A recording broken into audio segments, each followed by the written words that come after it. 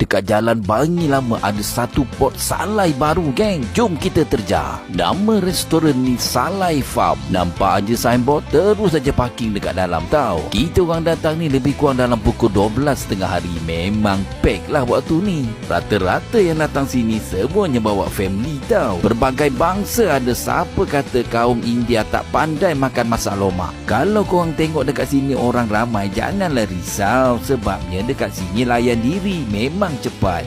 Ambil aja lauk kegemaran korang, kemudian pergi dekat kaunter, bayar dulu baru makan. Ada pelbagai jenis salai dekat sini. Salai daging, salai itik, salai ikan keli dan bermacam-macam lagi. Selain daripada tu ada juga masakan asam pedas. Bakar-bakar pun ada juga, geng. Dibuka daripada pukul 10 pagi sehinggalah pukul 4.30 petang. Cuti pula 2 minggu sekali, hari Rabu. Ikan masin kalau digabungkan dengan masak lomak memang jadi, geng. Selesailah sudah apa yang kita orang nak makan untuk tengah hari ni. Untuk nasi pula korang boleh ambil berapa banyak, tapi janganlah membazir ya.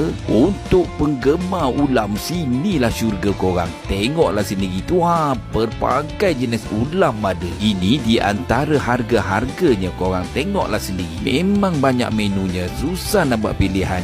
Patin masak tempoyak pun ada juga, geng. Ini pula section bakar. Ada ikan, ada sotong, ada kerang dengan harganya sekali. Pilihlah je. Inilah menu yang kita orang ambil, penuh meja juga. Ada 3 jenis sambal. Sambal tempoyak, sambal belacan dan juga kicap cili. Semakin lewat semakin ramai. Jangan risau, restoran ni luas. Pertama sekali kita cuba daging salai masak lomaknya.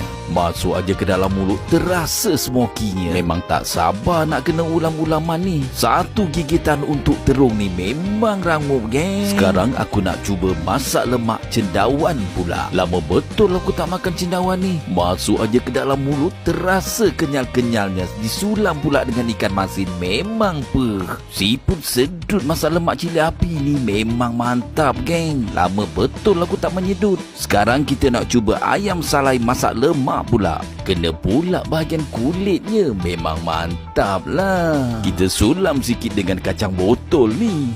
Bendi pun apa kurangnya. Aku bukanlah penggemar itik, tapi kena itik salai ni, wah, boleh terima tekak aku. Berbagai ulam dah masuk ke dalam mulut aku ni. Kita ambil petai pula, digabungkan dengan sambal tempoyak. Wah, nikmat dunia tu. Lengkapnya sayur tauge. Inilah yang ditunggu-tunggu.